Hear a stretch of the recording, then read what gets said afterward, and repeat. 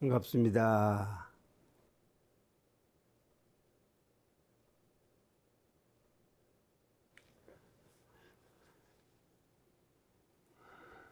강의 시작하겠습니다. 보은즉 불공이라는 그 제하에 말씀을 드렸고, 또 이 글은 제가 지은 것이거든요. 부보은자는 무릇 은혜를 이렇게 갚는다는 것은 은혜에 대해서 갚는 그런 행위이다. 그러니까 지음만 하면 안 된다, 그 얘기입니다.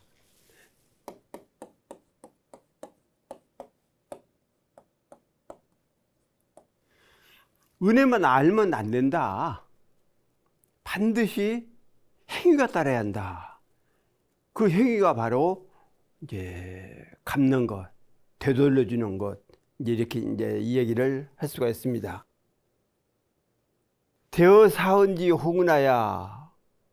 그러니까 사은의 큰 은혜에 대해서 천지 부모 동포 법률, 이 네 가지 은혜는 우리들에게 삶을 준 것이다. 죽음을 준 게 아니라 삶을 준 거예요. 은이라는 것은 죽는다는 것은 결국 삶 자체가 숨어가는 그런 상황이나 마찬가지다.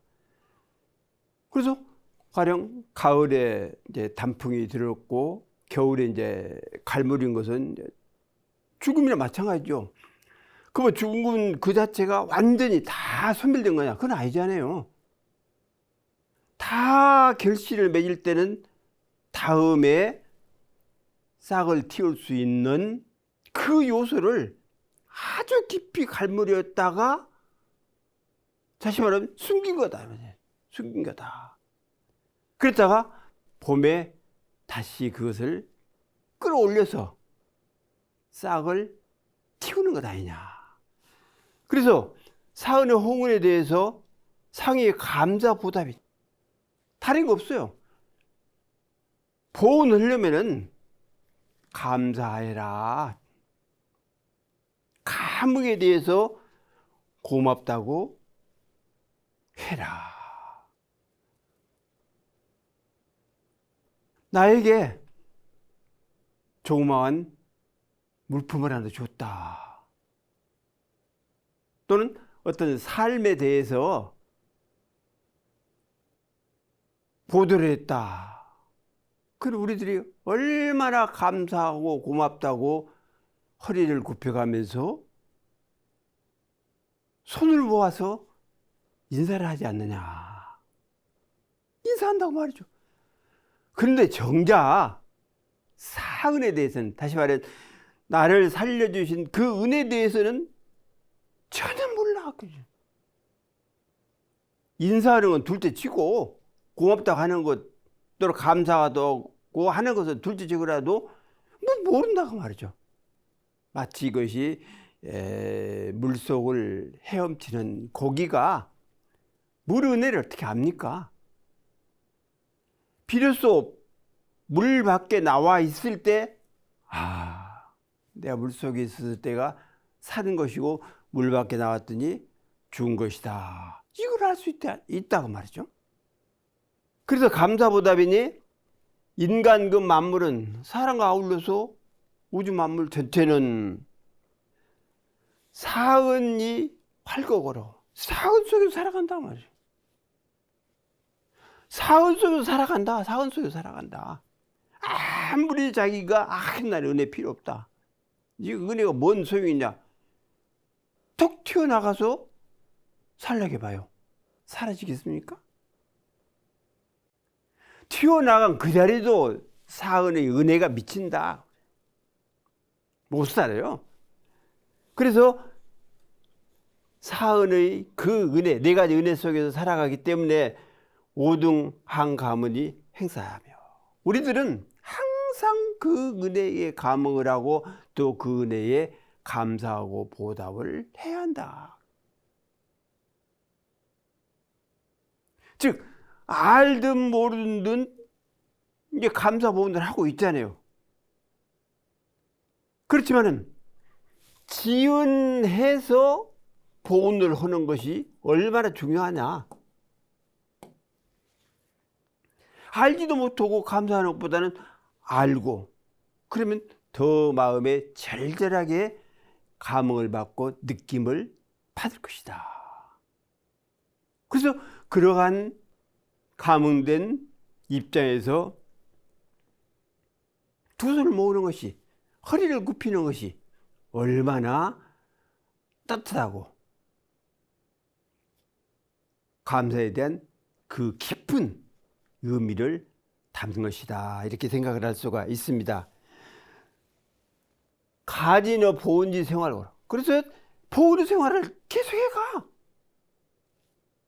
은혜에 대한 갚는 그 생활을 계속 행하여 가기 때문에 지기 일상보훈자라. 그러기 때문에 일상보훈이 돼야 한다.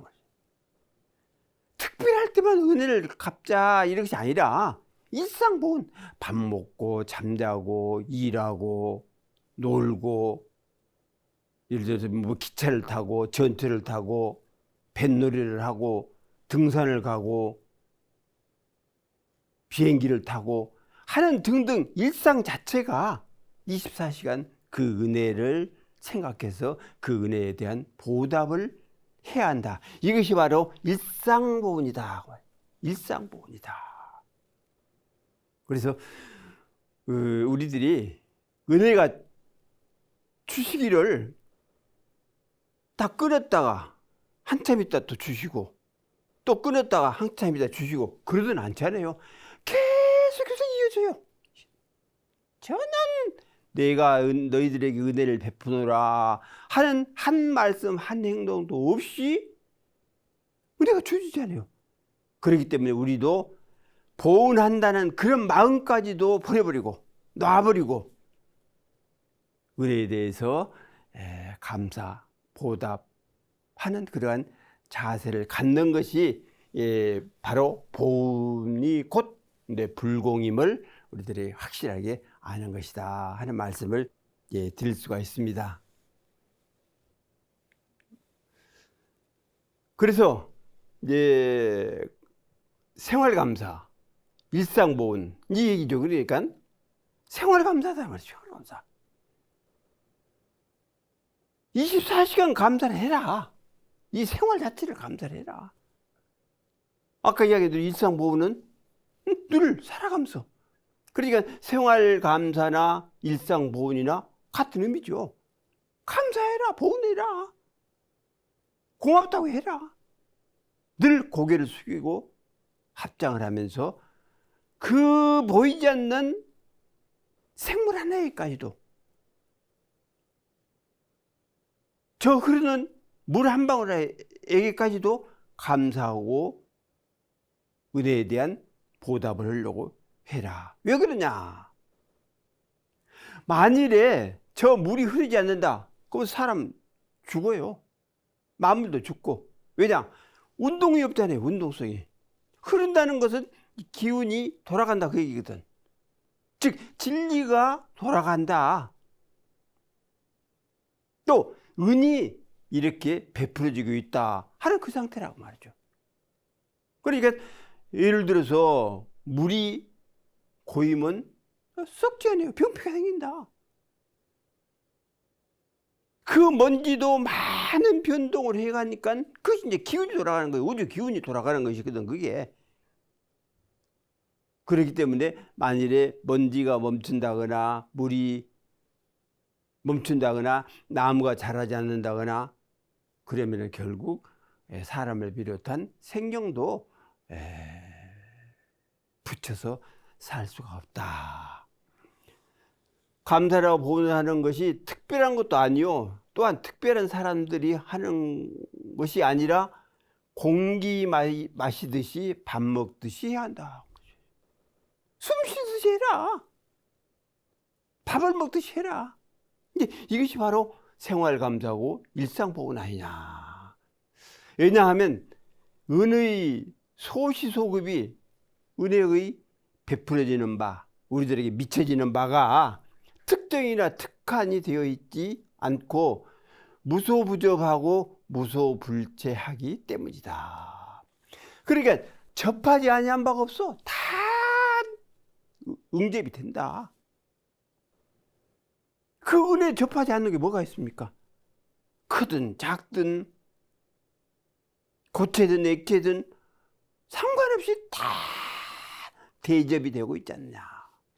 또 무소불체 미치지 않냐는 뭐가 없다 하면 다 미치지 않아요. 다 그 은 자체가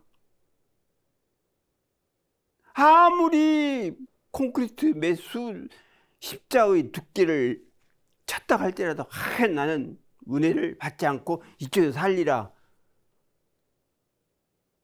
그 콘크리트 친 그 자체가 은혜고 이쪽에서 사는 그 자체가 은혜고 공기 마시는 그 자체가 다 은이기 때문에 아무리 벗어나려고 해도 벗어날 수 없고 나는 절대로 은혜에 대해서 상관없다. 소리쳐봤자 아무 소용이 없다. 그래서 우주가 운행되고 우주가 돌아가는 그 자체, 또 우주가 생생약동하게 살아가는 그 자체가 은혜의 바탕이다라는 것을 우리가 알 수가 있다. 늘 말씀드린 대로 이 원과 이 은은 그때 둘이 아니다 그래 말씀드렸거든요. 원함입니까? 그리고 이 일이 일원이 되는 것이죠. 일원이. 그렇기 때문에 은은 바로 원이고 원은 바로 은이다. 이렇게 우리가 생각을 하기 때문에 그래서 대중사님께서 은이란 얘기를 하셔가지고 이건 진리가 펼쳐진 상황이다. 그래서 이런즉 사은 사은즉 삼남한상이라는 말씀이 근데 맞다고 말이죠. 맞다. 이게 꿰뚫어 있다 그 말이죠. 한 진리, 한 이치, 한 기운으로 꿰뚫어 있는 거예요. 그게 과거, 현재, 미래, 천지인, 우주 만물 전체 하나로 꿰 있다는 사실을 우리가 안다 하면은 감사하지 말라게도 하고 은혜에 대한 보답을 하지 말라게도 하지 않을 수가 없어요. 그게. 그래서 우리가 이제 아까 말씀드린 중요한 것이 생활감사 일상보훈이 되도록 하자 하는데 중점이 두어져 있다 하는 말씀을 드립니다. 그렇다면 첫째로 무념의 큰 도의 바탕을 해야 한다. 체어 무념대도.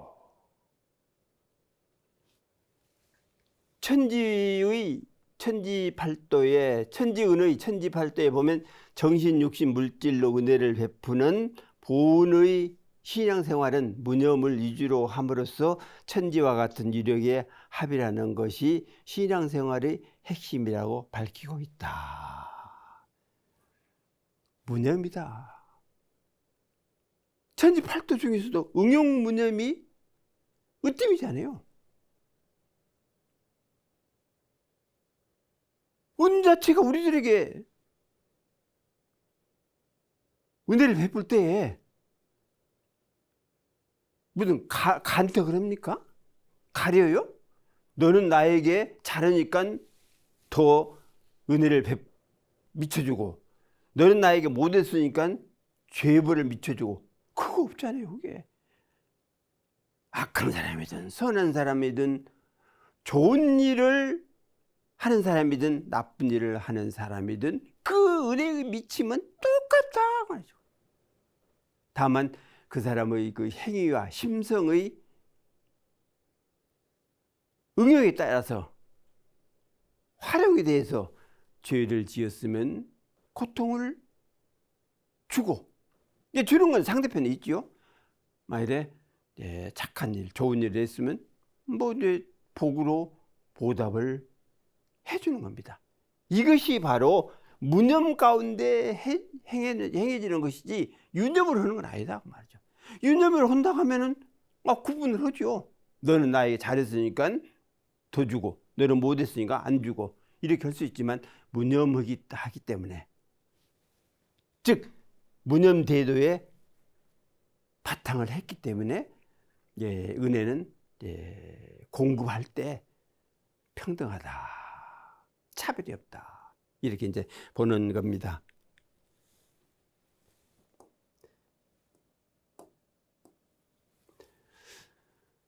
두 번째는 자비의 큰 행하에 바탕을 해야 한다. 체어 자비대. 우리가 세상에 대해서, 인류나 생명들에 대해서 해줄 게 뭐가 있습니까? 무슨 원불교라는 종단이 돈이 많아가지고 사업체가 많아가지고 어려운 사람들을 도와주고 직장에 있는 사람들을 데려다가 직장을 알선해주고, 그건 못하잖아요. 결국은 경제활동을 하는데 실질적인 도움은 종단에서 줄 수가 없습니다. 그러나 자비, 즉 은혜, 이건 베풀어 줄 수 있다.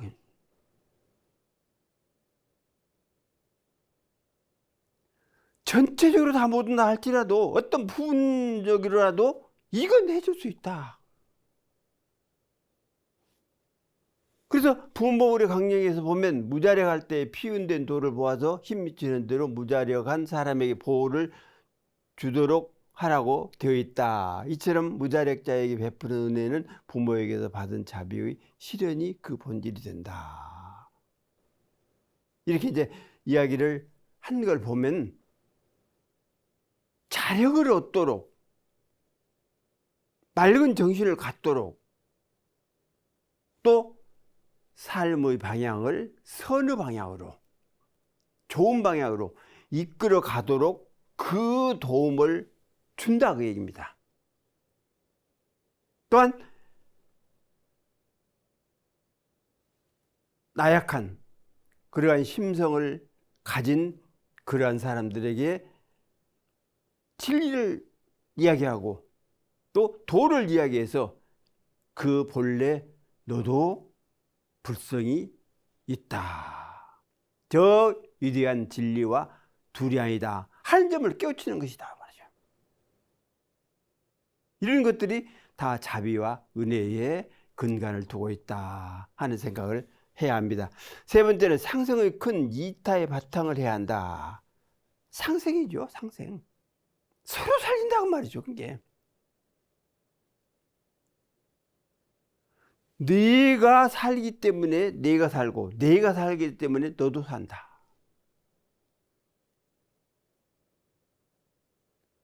천지가 있기 때문에 우리가 숨을 쉬고 발을 땅에 딛고 산다. 따라서 생명이나 인류나 만물이 없다면 천지가 얼마나 장막하겠습니까? 아무것도 없잖아요. 그래서 서로 의지가 됨과 동시에 서로 살리는 역할을 하는 것이다. 이것이 이제 동포원 관계인데, 동포원의 강령에서 보면 동포에게 자리이타로 피운이 되었으니 산후공사의 작용에서 항상 자리이타로서 할 것을 권하고 있다. 모든 동포에게 상부상조하는 상생의 보훈 행위가 궁극적으로 신앙이며 불공이라고 할 수가 있다. 상생. 그러니까 동포원 자체가 사실 상생이잖아요. 그리고 이익이고, 산후공상을 통해서 자리이타의 그 방향으로 나아가기 때문에 너의 이익이 바로 나의 이익이 되고 나의 이익이 바로 너의 이익이 된다. 만일에 상대편이 손해를 본다면 나도 역시 손해를 보는 것이고, 내가 손해를 보면 상대편도 손해를 볼 수밖에 없죠. 그게. 그래서 큰 이익이 함께 이렇게 누려가는 이제 그런 자세가 동포의 은혜라고 이제 볼 수 있다. 이제 그런 얘기입니다. 넷째는 정의의 큰 안녕에 바탕을 해야 한다. 체어 정의 대안. 법률 보호의 강령에서 보면 법률에서 금지하는 조건으로 피은이 되었으면 그 도에 순응하고, 권면하는 조건으로 피은이 되었으면 그 도에 순응하라고 되어 있다. 인도 정의의 공정한 법칙을 표준으로 삼아 불의를 제거하고 정의를 확립하는 것이 바로 크게 안정하는 길이다. 그러니까 본 자체가 바로 불공으로서 천지, 부모, 동포, 법률이 다 불공의 뭐 대상보다는 그 불공 그 자체다 그 말이죠. 불공 자체다. 그래서 이거 또 그 법률 자체가 대안녕이니까 너와 내가 함께 이렇게 안녕을 누리면서 잘 살아가는 그 길이니까 결국은 이제 정의가 이제 주체가 돼야 한다. 그 얘기입니다.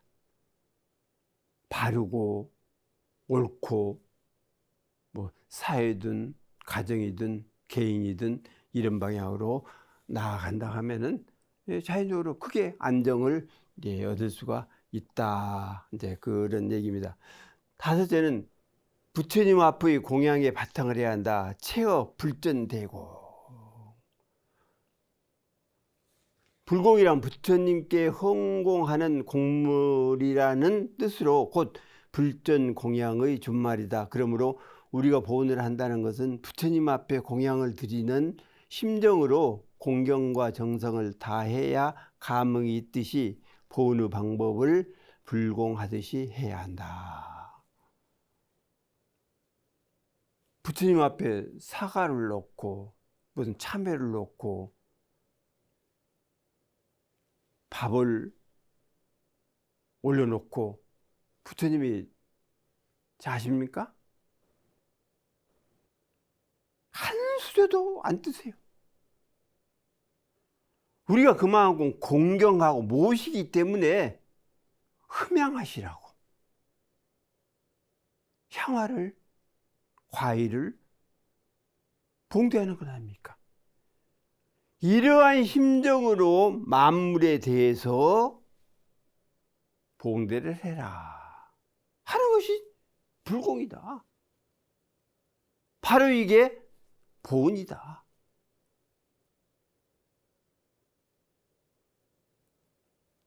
그래서 그 만물 하나하나에 그 만물이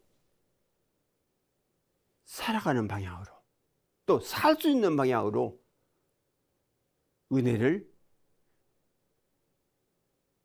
갚아라.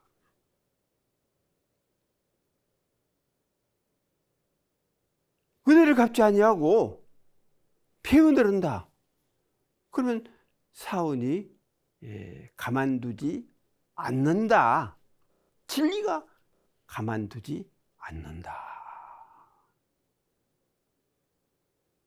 그래서 배은의 결과는 결국 우리가 못 사는 것이고 죄업을 받는 것이고 또한 사회에 매장이 되는 것이라고 볼 수 있지만은 우리가 은혜를 갚는다 하면은 잘 살아요. 또 사회에서도 봉대를 받고 잘 살아갈 수가 있다. 그래서 우리가 이제 보는 할지언정 배은은 하지 말고 또 감사는 할지언정 미워하고 즉 증오는 하지 말자. 원망은 하지 말자. 그 얘기입니다. 물론 말씀을 드렸습니다만 이 원자 자체가 뭐냐면 이게 죽을 사자거든요. 마음이 이제 붙었다. 이게 마음이 죽은 것이 원망이에요. 이게. 은혜에 대한 반대라고 볼 수는 없으나 현상적으로 볼 때 은혜에 대한 이제 반대로 원망이다. 이렇게 이제 보통 한다 하면은 죽은 마음은 결국 원망입니다. 그럼 이 원망이 가지고 은혜에 대해서 보답을 하겠습니까? 못 하죠. 않지요. 할 수도 없고. 그 은혜를 안다 하면 어떻게 원망이 나오겠느냐. 그래서 뭐 천지신명께 빌어가지고 우리 가정이 잘 살고 뭐 어쩌고 이렇게 한다 할지라도 그 원망심을 가지고 한다 하면은 오히려 죄업을 받을 수 있지만은 원망심 없이 그냥 평상심으로 고마움을 알고 감사를 하고 한다 하면은 그렇게 천지신명이 안 빌어도 사흘에 안 빌어도 모든 복락을 다 주게끔 되어 있다 하는 것을 우리도 이제 알아야겠습니다. 그렇기 때문에 불전대공 부처님 앞에 크게 공양하는 것처럼 만물 하나하나에 대해서 그렇게 해라. 이것이 바로 보은이고 감사다. 고마움이다.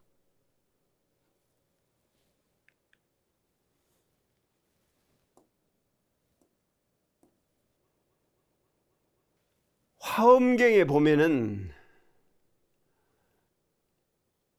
열의 무량겁, 열에는 무수한 겁 동안 중성을 위해 힘써 고행하셨거늘 어찌 모든 세간이 큰 스승의 은혜에 보답할 수 있으리요. 그러니까 열애가 다시 말하면 부처님들이 뭐 대종사님께서 무수한 겁을 수행하셔가지고 부처를 이뤘다. 그러면 부처님 당신만을 위해서 수행을 했겠느냐? 설산 6년 고행을 했겠느냐? 대종사님께서 20여 년간 고행을 하신 게 당신 혼자만을 위해서 과연 그 고생을 하셨겠느냐? 아니다. 이건 절대적으로 다능코 아니다. 대종사님께서 진리를 깨달도록 우주가 길을 열어줬고 그 길을 열어서 깨달음을 이룬 이면에는 중생제도라는 큰 사명을 어깨에다가 딱 짊어지도록 해주신 거다. 그렇기 때문에 그 사명을 대원사님께서 완수하시기에 불철주야로 열반하실 때까지 얼마나 많은 고난을 겪었느냐. 더욱이 일제강점기에 모든 종교 말살 정책을 썼는데 그걸 대비하시기 위해서 얼마나 고심을 하셨겠느냐. 그러니까 대종사님 당신 혼자만을 위한 상황이라 하면은 아마 어떤 묘술이라 할까? 어떻게 했을지도 몰라요. 그렇지만은 일체 생명을 생각한다 하면은 또 그들을 품에 안는다 하면은 당신 혼자 마음대로 못하죠. 진리를 위해서 모든 생명들이 다 두 눈을 뜨고 바라보고 있는데 어떻게 할 수 있겠습니까? 나를 구제해달라, 건져달라, 아우성을 하는데 어떻게 할 수 있겠어요?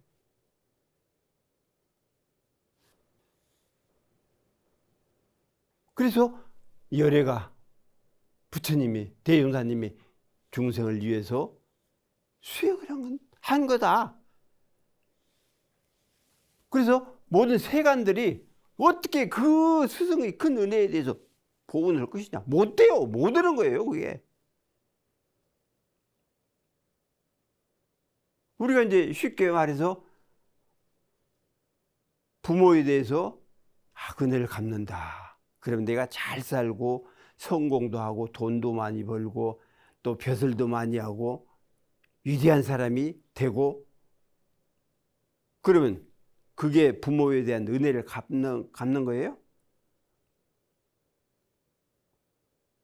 혹시 부모의 이름은 드러나도록 해주려는가 몰라도, 할지 몰라도 천루는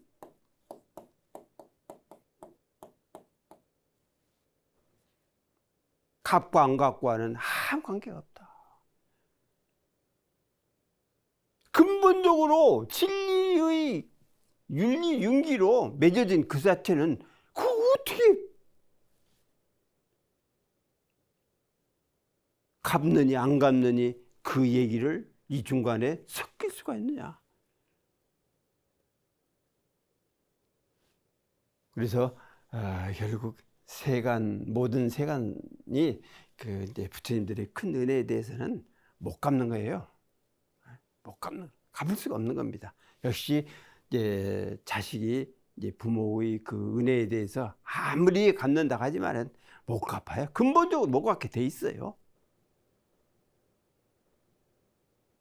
감산몽유집에 보면은 먼저 이 서실 가운데다가 불공할 책상을 설치할지니라. 그래서 이제 불공이라는 얘기를 했다. 이제 그 얘기입니다.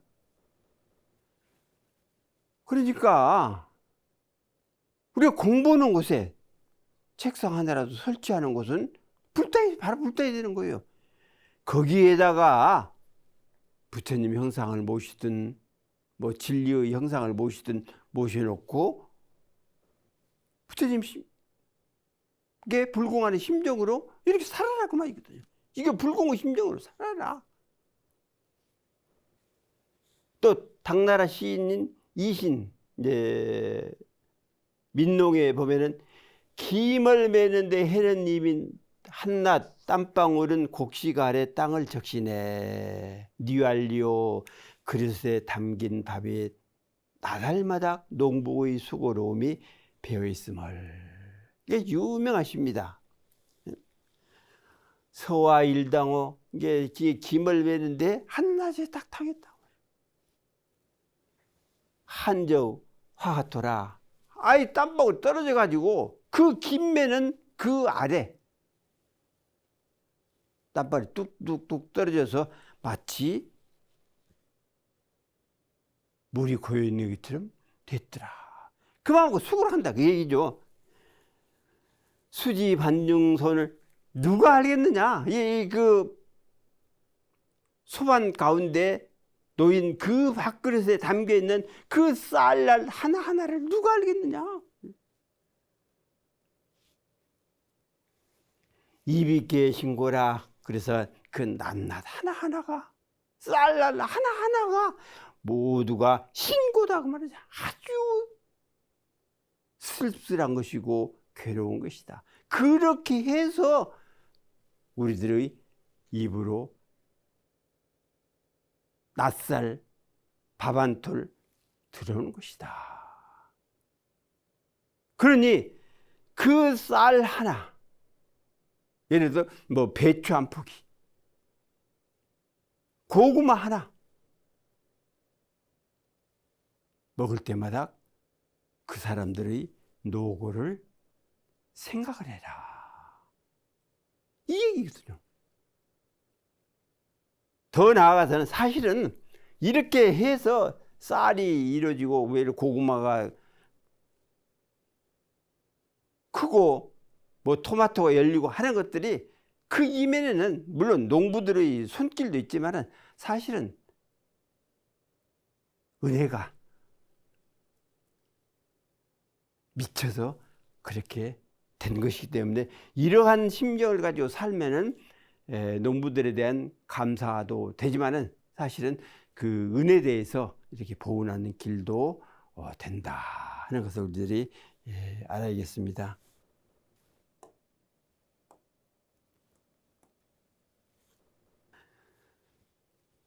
한나라 때 소무라는 사람의 시에 머리를 묶어서 지아비와 지엄이가 되니 은혜와 사랑을 서로 의심하지 아니할지니라. 이 은 아닙니까? 결발이 부부라 붙여라 말이야.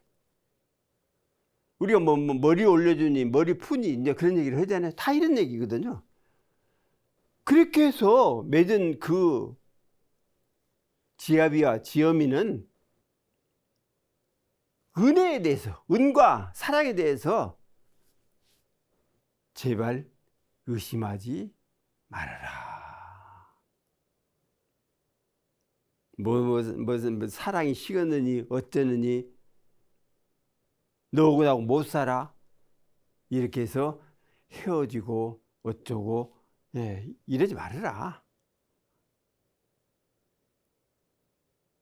머리를 올려서 머리를 풀어서 부부가 되었으면은 끝까지 잘 살아가야지. 그 나에게 조금 잘 못해준다고 서운하다고 너하고 나하고는 못 살아 이런 마음을 갖는 것은 사람의 도리가 사실 아니다. 이제 그런 얘기가 되겠습니다. 북사 문헌전 안지추 이제 전에 보면은 안지추에서 안씨 가운을 써가지고 유명한 사람입니다. 그대들은 나라의 은혜를 입었으니 마땅히 충성을 다하여 나라에 보답해야 하리라. 이 보은이죠. 우리가 물론 내가 사는 것 같지만은 나라는 땅덩어리가 있기 때문에 우리가 거기에 발을 붙이고 사는 것 아닙니까? 우리가 현재도 보고 있잖아요. 그 전쟁으로 인해서 그 뭐 나라를 지칭할 건 아니지만은 그냥 뭐 파리 잡듯이 사람을 그렇게 쏘고 사람 취급도 아니하고 질질 끌고 다니고 이런 상황을 우리가 얼마나 많이 봐왔습니까?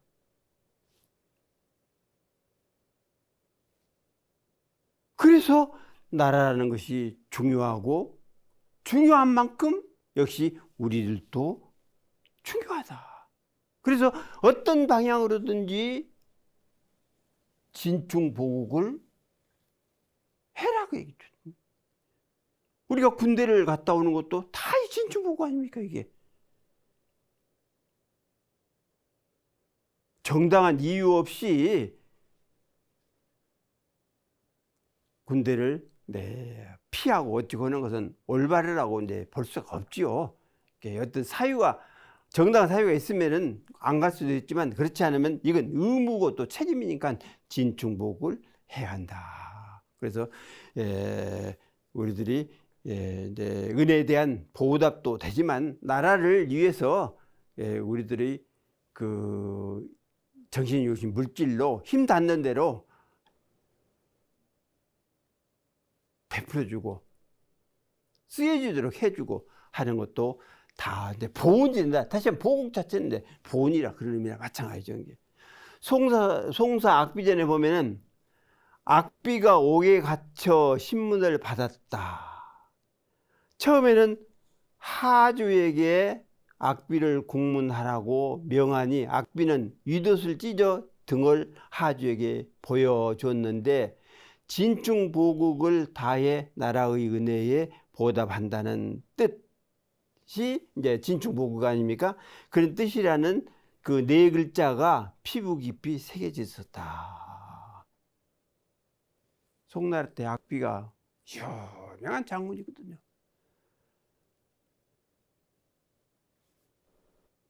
뭐 사람의 꼭 뭐 심리라고는 할 수 없겠으나 하나가 이렇게 무엇이든지 드러나면 반드시 그것을 꺾으려는 세력이 또 있기 아니에요. 어떻게 어떻게든지 밟아버리고 깎아내리고 못살게 굴고 모함을 하고 시기를 하고.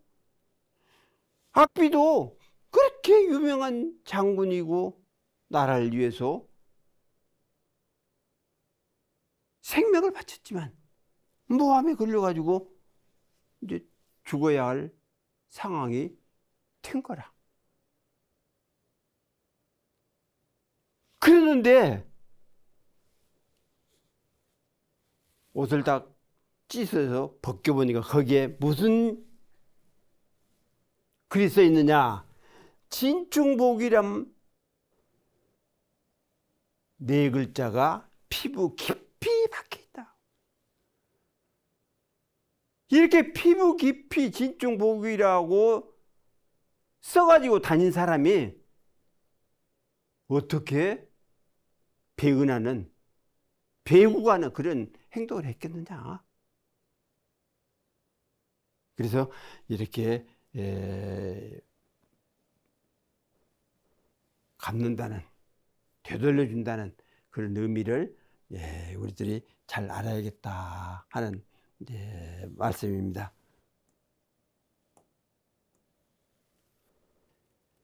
시경에 보면은 아버님 나를 낳으시고 어머님 나를 기르셨으니 애달프다. 부모님이여 나를 낳아 기르시느라고 수고하셨도다. 그 깊은 은혜를 갖고자 하지만 하늘처럼 끝이 없어라. 아까 말씀드린 대로 생악으로 썼다. 나를 낳느라고 얼마나 수고를 했느냐. 생명 하나 잉태해서 밖으로 내본다는 것이 쉬운 일입니까? 부처님의 그 부모 은둔경에도 보면은 엄청나게 고생을 했다는 사실들을 기록해 놨어요. 제2의 생명체다 말이죠. 아버지도 어머니의 입장에서 제2의 생명체다. 그래서 그 은혜를 갚고자 해도 하늘에 끝이 있어요? 그와 같이 끝이 없다. 아까 말씀드린 대로 천린이라는 것은 안 된다. 이건 어떤 보답으로도 안 된다. 그래서 옛날에 그랬다고 그러거든요. 그 이제 아버지가 어머니가 이제 사별을 하게 되니까 이제 아들 하나 놓고 이제 사별을 한 거예요. 그래서 이제 제취로 이제 어머니를 한 분을 맞이했는데 그 어머니도 역시 아들이 하나 있었어요. 그래서 어머니가 들어와 가지고 그 본부인의 아들을 친자식보다도 더 귀중하게 키웁니다. 잘해요. 그러니까 남편도 그러고 동네에서도 저 부인은 재취를 왔지만은 자기 자식보다도 나무 자식에 대해서 훨씬 더 정성을 들여 키우고 있으니 참 훌륭하다. 이렇게 이제 그 칭찬을 합니다. 그런데 두 아이를 딱 누워놓고 이제 그 어머니 옆으로 이렇게 그 본부인의 자식을 누이고 이제 그 본부의 자식 옆에 이제 자기 그 아들을 누인 거예요.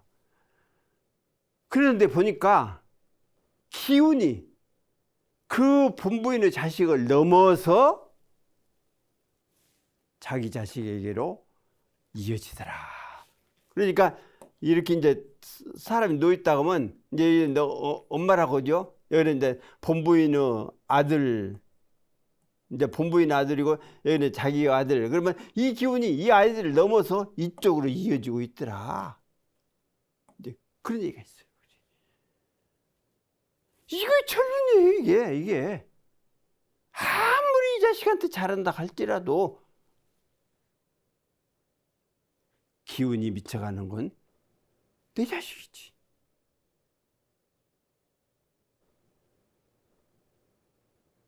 그래서 그러한 은혜를 갚으려고 해도 호천만개, 하늘같이 넓고 커서 어떻게 해볼 도리가 없죠.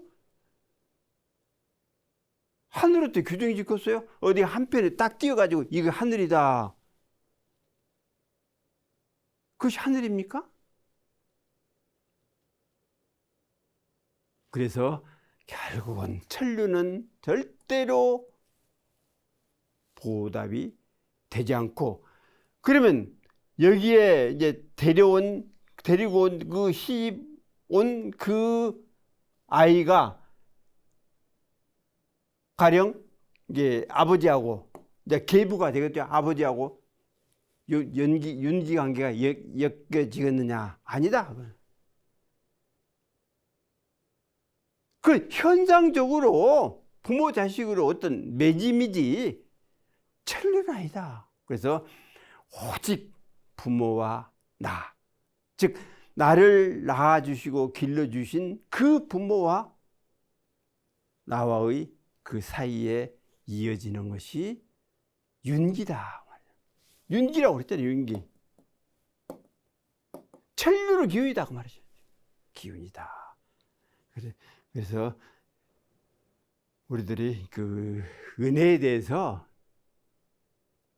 일상보훈 또는 생활감사 이렇게 말씀을 드렸습니다만, 그렇게 살아가는 것이지 그 보훈의 끝을 어떻게 알 수도 없고 맺음을 이렇게 맺을 수도 없다는 사실을 우리들이 알아야겠습니다. 오늘은 마치겠습니다.